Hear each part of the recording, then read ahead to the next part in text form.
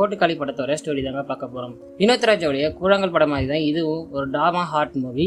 எல்லா ஷார்ட்ஸுமே லென்த்தா தான் இருக்கும். படத்தோட டியூரேஷன் 1 hour 40 minutes. சரி வாங்க ஸ்டோரிக்குள்ள போயிடலாம். ஹீரோயின் மீனாவுடைய அம்மா விடிகாலையிலேயே சாமியை கும்பிட்டுட்டு வீட்டுக்கு போறாங்க. மீனாக்கு விதியை இடுறாங்க.